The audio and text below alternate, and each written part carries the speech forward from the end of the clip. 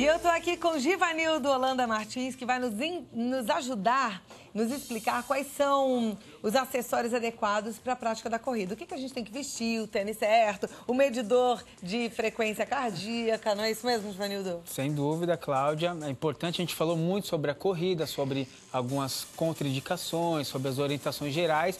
E agora vamos falar um pouquinho sobre a vestimenta, né? Porque se não estiver com a vestimenta adequada, vai atrapalhar também o seu desenvolvimento, sua performance. Tá. Eu percebo que todas as roupas de corrida, elas são muito levinhas, muito fininhas, né? Isso é só para o corpo ficar fresquinho ou tem mais um porquê? Não, tem um porquê, né? Normalmente são alguns tecidos, né? Que eles têm uma facilidade em absorver o suor, né? Os tecidos que deixam o corpo mais confortável e acaba ajudando de uma forma geral a você desenvolver com mais naturalidade a sua corrida.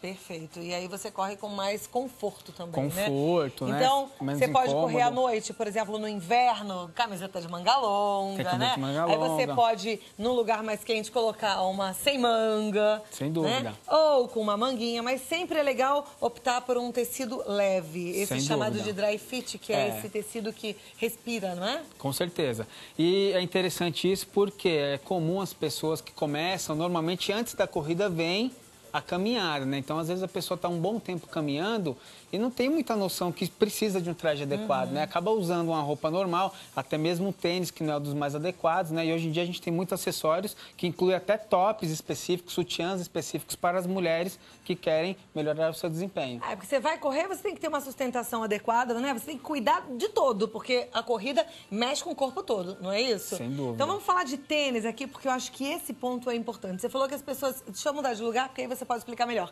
As pessoas começam a caminhar e querem, às vezes, caminhar de qualquer coisa, de chinelo, de tênis, sem amortecedor. Quais são os riscos, quais são os impactos no corpo? Muito bem.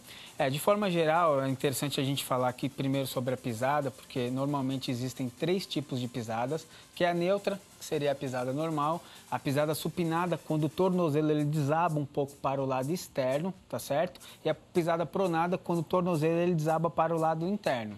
Então, hoje você tem tênis adequados para cada tipo de pisada. Então, por exemplo... Primeiro, antes de fazer uma pergunta, quem não fez um teste de pisada, pode olhar isso na sola do sapato e perceber se o sapato está mais desgastado nas laterais externas, ele tem a pisada...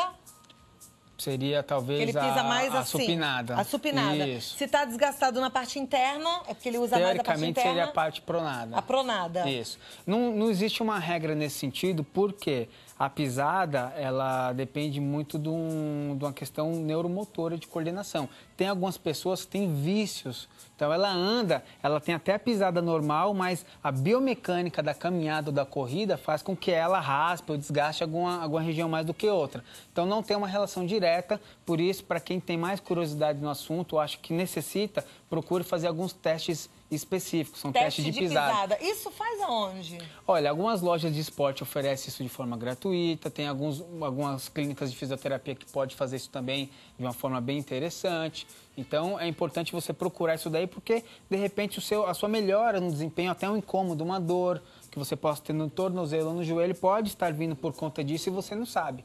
Legal. Aí vamos imaginar que eu sei que eu tenho a pisada pronada. Aí eu chego na loja, tem um monte de tênis. Eu nunca penso se ele é pronado, se ele é supinado. Eu penso se ele é bonito, né? Se ele é colorido.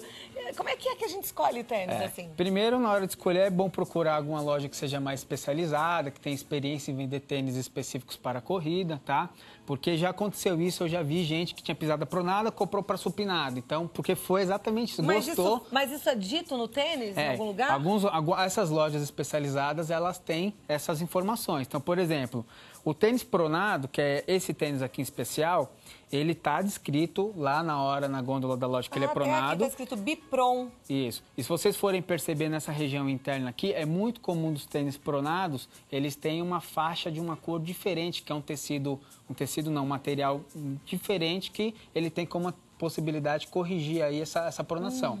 Né? No caso da supinação, acontece a mesma coisa, porém do lado externo, né? Que a gente percebe que tem o gel e na região interna aqui ele já não tem. Então, existe essa tendência de corrigir. Mas no tênis mesmo não está escrito, né, que ele é supinado? No tênis mesmo, não. Então, é importante consultar uma loja especializada, saber se o vendedor realmente entende do assunto, porque você não pode comprar uma coisa que vai né, ser usada de forma errada. Tá. É importante ter esse estilo de amortecedor ou esse aqui que também aparece bastante? Não necessariamente. Você não precisa comprar uma Ferrari para dar a voltinha no quarteirão. Então, tudo depende do teu nível de aptidão. Se você é um corredor avançado, corre 5, 6 vezes por semana, você precisa de um acessório melhor, que amorteça mais, que te dê mais conforto. Caso não, você pode comprar um tênis simples mesmo, que é uns tênis com solado em EVA, que não tem aqueles amortecimentos em gel, tá certo? E ele, de fato, vai poder ser usado aí na sua caminhada, no dia a dia. São tênis que tem um tecido leve também,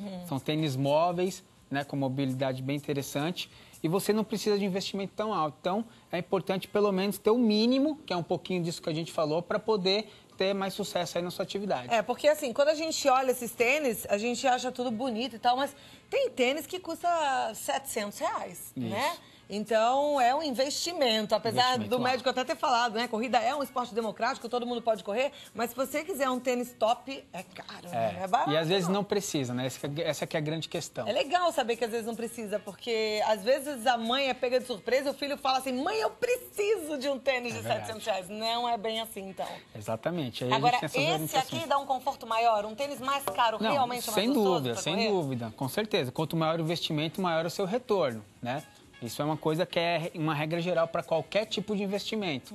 Agora, a grande questão é que pelo menos aí uns 20% dos corredores são corredores que são mais assíduos, que correm 5, 6 vezes por semana, que já participam de grandes provas e precisam de um acessório melhor.